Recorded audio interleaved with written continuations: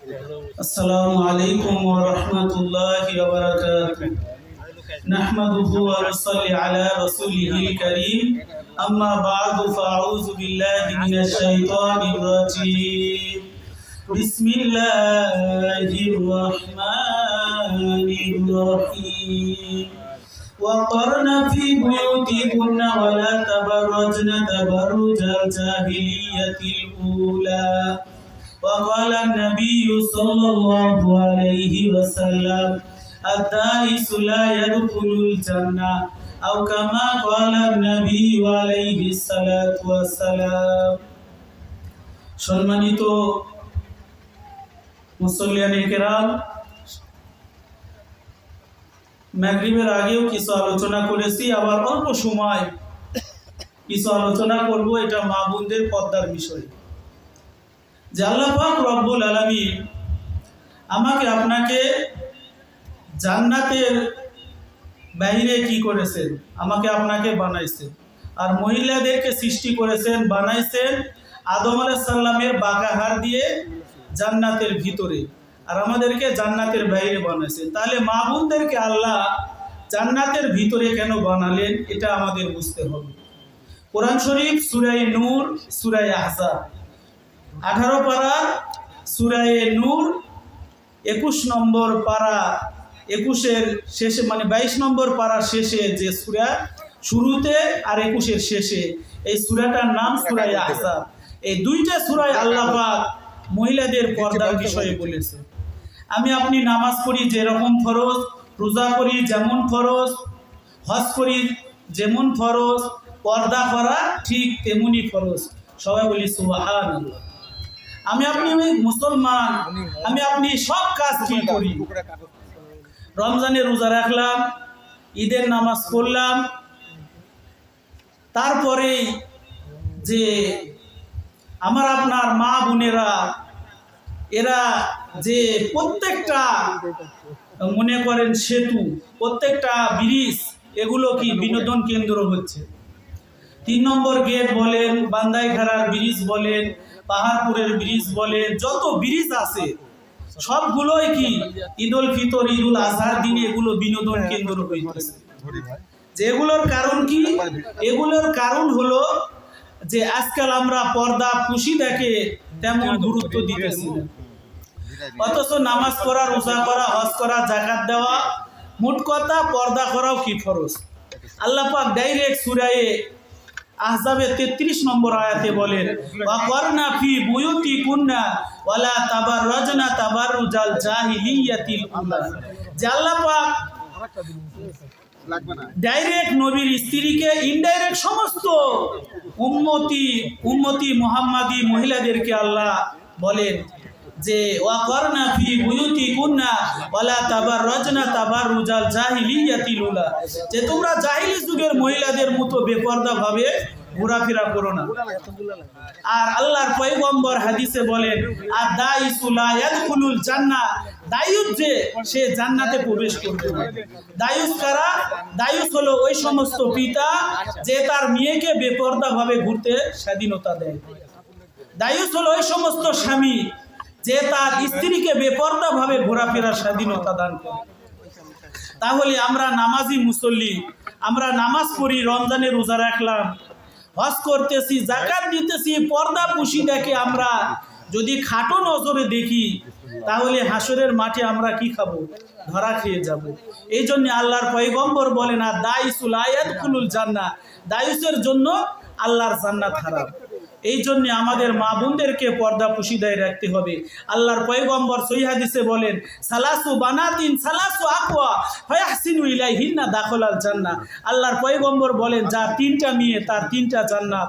সবাই বলি সুবহানাল্লাহ। অথচ আল্লাহর পয়গম্বর বলেন, একটা বেপরদা মহিলার কারণে 4 জন পুরুষ জাহান্নামী। একজন বেপরদা মহিলার কারণে 4 জন পুরুষ জাহান্নামী। 1 নম্বর মেয়ের জন্মদাতা পিতা, 2 নম্বর মেয়ের স্বামী, 2 নম্বর মেয়ের বড় ভাই, 4 নম্বর মেয়ের বড় ছেলে। তাহলে এই 4 জন পুরুষ একজন বেপরদা নারীর কারণে জাহান্নামী হবে। একটু চিন্তার বিষয়, আমরা একটু চিন্তা করি যে আমাদের মহিলারা কি অবস্থায় আছে, কি অবস্থায় ঘোরাফেরা করতেছে। যে রোজার দিন, রমজান মাস, আমার আপনার বাড়িতে অনেকের বাড়িতে কি আছে, টেলিভিশন আছে, ফেসবুক আছে, ইউটিউব আছে। রোজার মাসে আমরা কি দেখলাম, মাগুরায় 8 বছরের ছোট্ট একটা বাচ্চা ধর্ষণ হয়েছে। 8 বছরের বাচ্চা, ভালো করে এখনো দুনিয়ার কিছুই বুঝে না। সে 8 বছরের মেয়ে, তার নাম কি? ফেরাউনের স্ত্রী আসিয়া। ফেরাউন জাহান্নামী, আসিয়া জান্নাতি। এই আসিয়ার নাম, এই নাম একটা ছোট্ট 8 বছরের মেয়ে রোজার মাসে মাগুরাই ধর্ষণ হয়ে সে কি মারা গেল। তাহলে আমরা একটু চিন্তা করি, আজ বেপরদার কারণে আমাদের দাম কি দিন দিন কমে যাইতেছে। যে আজ মা বোনেরা বেপরদায় যতই হোক, আর আমি কি মসজিদ বানায় দিই, আমি উমরা করি, হজ করি, জাকাত দিই, ফেতরা দিই, যা করি না কেন, কোনো আমলই হাসরের মাঠে এগুলো কবুল হবে না। কারণ আর দাইসুলা ইয়াদখুলুল জান্নাহ, পয়গম্বরের মুখ নিঃসৃত একটা হাদিস, যে আর দাইসুলা ইয়াদখুলুল জান্নাহ, দায়ুসের কপালে জান্নাত নেয়। এই জন্য আমরা কি করি, পর্দা পুশিদার ভিতরে একটু গুরুত্ব দিই।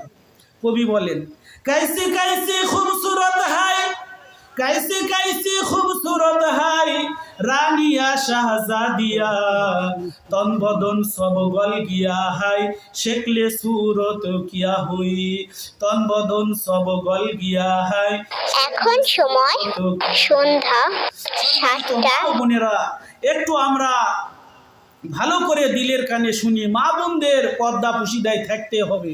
কারণ একজন খ্রিস্টান নেপোলিয়ন বলেন যে তুমি আমাকে একটা শিক্ষিত মা দাও, আমি তোমাকে একটা শিক্ষিত জাতি দিব। এই জন্যে মা বাপ যদি ভালো হয়, সন্তান ভালো হবে। কবি বলেন, গাই ভালোতে বাছুর ভালো, দুধ ভালো তো ঘি, বাপ ভালো তো বেটা ভালো, মা ভালো তো ঝি। এই জন্যে মা বাপ যদি আল্লাহওয়ালা হয়, তার ছেলে মেয়ে আল্লাহওয়ালা হবে, এটা হতেই হবে। কিন্তু দুই একটা খেলাপে কি আছে, যেহেতু নূহ আলাইহিস সালাম জান্নাতি, তার সন্তান কি না জাহান্নামী। লূত আলাইহিস সালাম, নূহ আলাইহিস সালাম এরা কি জান্নাতি, কিন্তু এদের স্ত্রীগুলা কি জাহান্নামী। এগুলা খেলাপে কি আছে, হতেই পারে। তাই বলে আমার আপনার স্ত্রীর কারণে, মেয়ের কারণে, বোনের কারণে যদি আমার নামাজ, রোজা, ইবাদত, বন্দেগি সব যদি ধূলিসাৎ হয়ে যায়, হাসরের মাঠে যদি কোনোটাই কবুল না হয়, সেদিন কি অবস্থা হবে। এই জন্যে আল্লাহর পয়গম্বরের সাহাবী উমর রাদিয়াল্লাহু তাআলা আনহুর একটা রিওয়ায়াত আছে, সূরা নূরের ভিতরে যখন কোনো এলাকার ভিতরে কোনো গর্ভনর পাঠায়া দিতেন, তখন সঙ্গে সঙ্গে উমর রাদিয়াল্লাহু তাআলা আনহু বলতেন, আল্লিমু নিসাআকুম সূরাতান নূর, তোমরা তোমাদের মহিলাদেরকে সূরা নূর শিক্ষা দাও। এই সূরা নূরের ভিতরে আছে পর্দার গুরুত্ব, সূরা আহজাবের ভিতরে আছে পর্দার গুরুত্ব। কিন্তু আজ আমরা ছেলে মেয়েদেরকে কোরআন পড়াই না, গোটা দুনিয়ার সমস্ত ডিগ্রি অর্জন করতেছে। যদি আপনার ছেলে মেয়ে, আপনি যদি কোরআন পড়তে না পারেন, হাসরের মাঠে আল্লাহর সামনে জবাবদিহি করতে হবে। আল্লাহ পাক ডাক দিয়া বলেন, ওয়ালাকাদ ইয়াসসারনাল কুরআনা লিযিকরি ফাহাল মিন মুদ্দাকির। আল্লাহ পাক সূরা কমারের ভিতরে 4 বার বলতেছে, আমি আল্লাহ কোরআনকে সহজ করে দিয়েছি, আসো তোমরা কেউ কোরআন শিখবা। তাহলে আল্লাহ পাক কোরআন শিখার কথা বলতেছেন, আদেশ করতেছেন। আল্লাহ বলেন, আফালা ইয়াতাদাব্বারুনাল কুরআন আম আলা কুলুবিন আকফালুহা, কেন তোমরা কোরআন পড়বে না, কোরআন নিয়ে চিন্তা করবে না, তোমাদের অন্তরে তালা বিদ্ধ কিনা। এই জন্যে আমাকে আপনাকে আল্লাহ সৃষ্টি করেছেন। আল্লাহ পাক 30 পারা কোরআন দিয়েছেন। এই কোরআনের ভিতরে সব কিছুই আছে, এই কোরআন সব কিছুই আছে। আমার আপনার জন্য যা দরকার কোরআন সব বলে দিতেছে। অতএব আমরা কোরআন পড়ি, কোরআন শিখি, সহি হাদিসগুলো পড়ি, মা বোনদেরকে পর্দায় রাখি, নামাজ রোজা করি, তাহলে অবশ্যই আল্লাহ পাক রব্বুল আলামিন আমার আপনার উপরে খুশি হবে। আর যার উপরে আল্লাহ খুশি, মাল্লাহুল মাওলা ফালাহুল কুল, যার উপরে আল্লাহ খুশি গোটা দুনিয়া তার জন্য হয়ে যাবে। সবাই বলি সুবহানাল্লাহ। আল্লাহ পাক অল্প সময় যা কিছু আলোচনা করলাম, আমাকে আপনাকে আমল করার তৌফিক দান করুন। সবাই বলি আল্লাহুম্মা আমিন। আসসালামু আলাইকুম ওয়া রাহমাতুল্লাহি ওয়া বারাকাতুহু।